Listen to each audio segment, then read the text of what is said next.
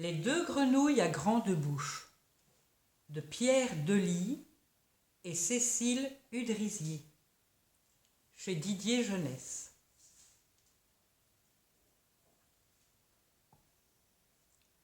Vous connaissez la grenouille à grande bouche et sa terrible histoire.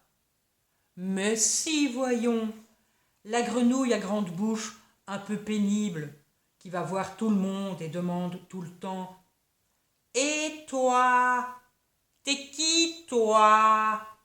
Qu'est-ce que tu manges toi ?» Et quand le crocodile « Des grenouilles à grande bouche », elle lui répond, la bouche en cul de poule « Ah bon, mais il n'y en a pas par ici. » Eh bien, voici pour votre plus grand plaisir l'histoire des deux grenouilles à grande bouche. Une histoire qui s'est passée il y a tellement longtemps que même les plus vieux pépés n'étaient pas encore nés. 1, 2, 3, tournez la page.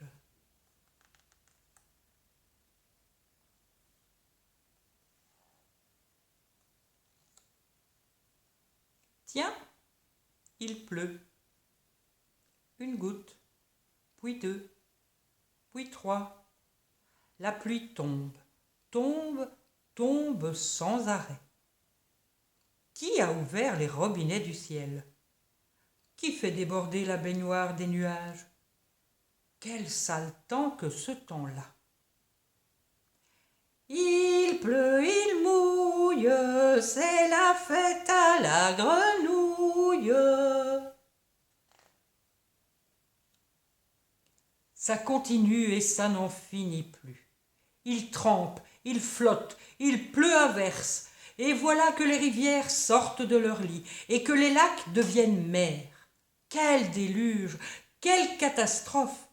Tout le monde perd la tête, sauf une famille qui construit un bateau.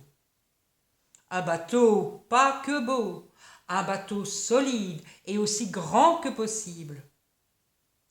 Chantons sous la pluie, nous chantons sous la pluie.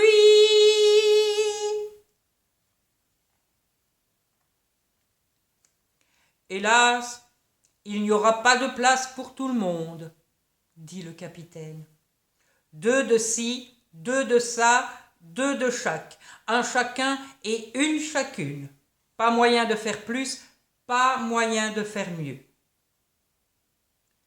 Le capitaine commande et la mère veille. On fait entrer les beaux animaux, normal. On fait entrer les terribles, pas le choix.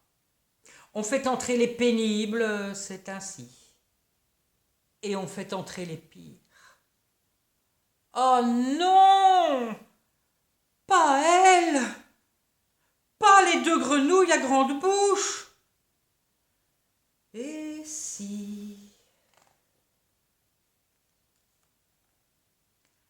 Dès le début sur le bateau, c'est la galère. Tout le monde est serré. Personne n'a choisi ses voisins. Et en plus, il y en a qui chantent. Et qui chante mal? Les grenouilles à grande bouche. Et qui chante fort? Les grenouilles à grande bouche. Et qui chante tout le temps? Les grenouilles à grande bouche. Il était un petit navire, il était un petit navire qui n'avait jamais navigué. Ohé, ohé.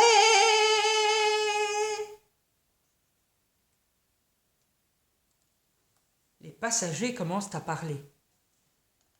Moi, je crois que la pluie, c'est leur faute à ces vilaines grenouilles. Tu crois? Mais si c'est elle, et si elle continue comme ça, on ne sera jamais au sec, c'est sûr.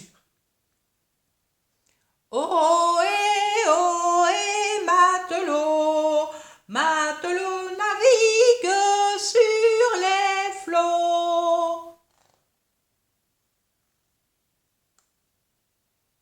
Cela fait 240 jours et 240 nuits que tout le monde est enfermé sur le bateau. Autour de l'eau, rien que de l'eau, beaucoup trop d'eau. Les passagers ont de plus en plus de mal à se supporter. Les hiboux font passer des nuits blanches à ceux qui leur font passer des jours noirs. Les carnassiers donnent des angoisses aux herbivores. Et tout le monde se relaie pour surveiller les termites. Si au moins les grenouilles à grande bouche pouvaient s'arrêter, juste 5 minutes, ce serait bien. Mais non, pas du tout. Elles continuent de chanter. Maman, les petits bateaux qui vont sur l'eau ont-ils des jambes? À la surface du pays des poissons, tout le monde divague. Il faut que ça s'arrête. Quand soudain, on entend crier « Terre! Terre !» Tout le monde accourt et regarde à gauche, et regarde à droite, et regarde devant, et regarde derrière. Pas d'île, rien à voir. Sauf les 2 grenouilles à grande bouche qui rient et qui se marrent. « C'est une blague !» Les animaux regardent méchamment les 2 grenouilles. Même pas vrai, même pas rigolo. Et ils retournent ruminer dans leur coin. Le monde s'occupe comme il peut. Jouer à saute-mouton? C'est pas la joie. Il n'y en a que 2. Jouer à chat perché? C'est pas marrant, ils dorment tout le temps.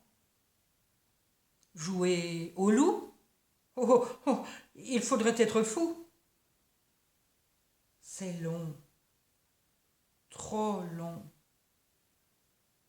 Quand soudain, terre! Terre! Tout le monde accourt et regarde à bâbord, et regarde à tribord, et regarde vers la proue, et regarde vers la poupe. Il n'y a toujours rien à voir, sauf les 2 grenouilles à grande bouche qui se gondolent et qui rigolent. C'est une blague! C'est une blague! Maintenant, vous arrêtez les batraciens, dit le capitaine. Sinon, la prochaine fois, ça va chauffer, vous avez ma parole. D'accord, répondent les grenouilles en chœur.